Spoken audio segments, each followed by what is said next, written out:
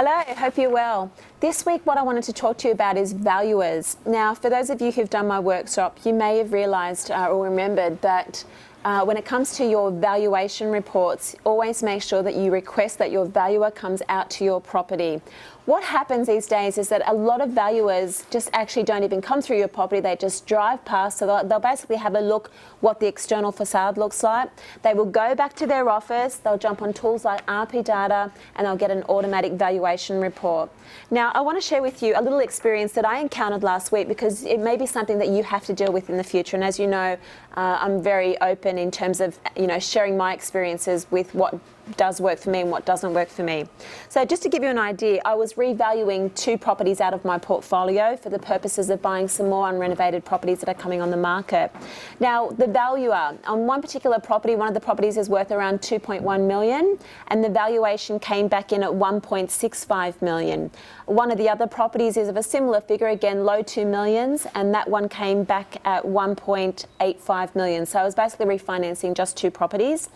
And what happened is, so on the very first valuation, as I said, the property value was about 2.1. The valuation came back at 1.65. Obviously, a very big difference in price is about $500,000 difference.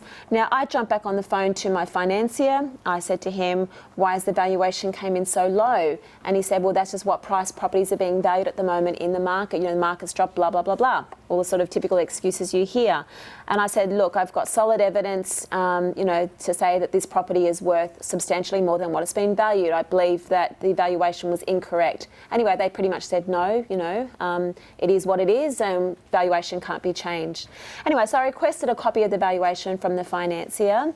And when I actually got it, what I actually discovered is that instead of valuing the property at a 4-bedroom home office plus a 2-bathroom house, the valuer has actually valued it as a 3-bedroom, 2-bathroom house. So they've actually made an error.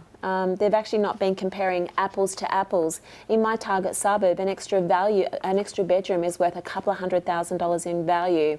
So if you're in that situation where the bank or the valuers are saying that the price is one and you strongly believe it's another, don't be afraid to challenge it. And I think as a safety precaution, always try and get a copy of the valuation so you can see that they haven't mistakenly valued it as something when it's something completely different.